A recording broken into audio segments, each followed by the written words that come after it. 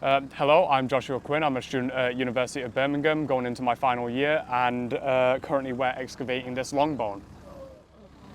Hi, and I'm Martin Brett. I'm actually retired from a totally different profession, and I've got interested in paleontology and geology, and so I'm glad to be joining in and finding bones like this.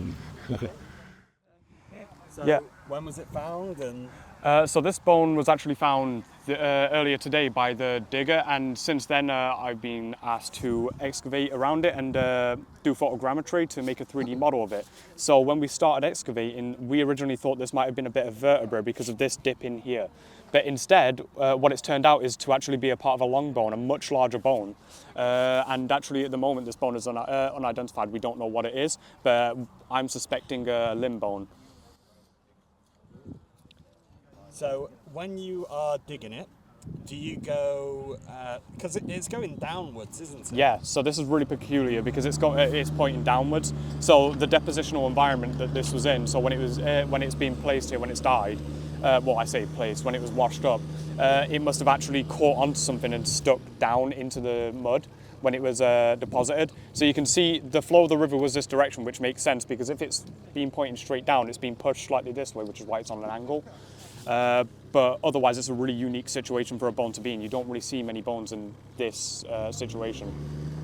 Okay, so as you dig it out, are you going to have to come in from the side? Do you just go in through the top? Yeah, so what we've actually done is we've taken out a large section here and started pulling it in from the side, which is when we found that this went much deeper than we thought, because originally we knew it went down on this side because of finding little bits of bone here which have this nice brown hue to them.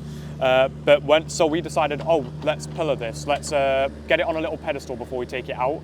And doing that, we've actually discovered that this is much more bone than we thought. And we're using lollipop sticks so that we don't actually damage a bone, because metal tools like this trowel would scratch a bone, which we don't want to do. So it's great that you are here working on this kind of stuff. All together, people with experience, people with less experience. So what's it like working on something like this if you haven't had, come from a paleontological background? From my perspective, absolutely brilliant. I mean, I have had a small number of quarry visits before, but on rather different deposits, so I'm learning all the way. And, with this, what a way to learn. Doesn't get much better. Did you ever think you'd find something like that? How exciting is it? Well, I also asked if I could help with looking at a nodule of bone. All that could be seen to start with was that bit there. And then thought, okay, another one to put in a bag like the one we're doing over there. And look at this, it's going all the way down. Goodness knows how far. Amazing find. It's absolutely beautiful. I reckon this is complete. It's really solid up here, so I'm reckoning this was the surface that's most exposed. I'm reckoning it's complete, because it's just going down and it's in a really... so this is deposited in what we call an anoxic environment. You can see the dirt here is actually quite a dark colour, which means not much organic matter was actually living there to break it down. So it's led to this really organic rich sediment here, which is the rock that's been deposited in. And so that means that it's been preserved extremely well, because it's not had any bacteria to break it down really. It's just been mineralized through the hundreds of thousands of years. It's a very oily rock you can see there.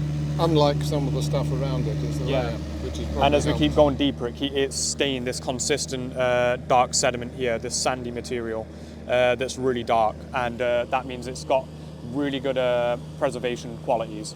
So does this specimen have a number yet? Can we? Not yet, but no, it's just a flag. Yeah, it's only had a flag. It's not had a number yet, so this is probably going to be around number 96 or something like that. All right. Even more then. It's even higher than 96 then. There's too many finds coming out. Oh, not enough if you ask me. In the hundreds, we'll hopefully come back and see this one later. Yeah, if you come back a bit later, we should have this excavated out, and hopefully it'll have a number by then. Good luck with it, guys.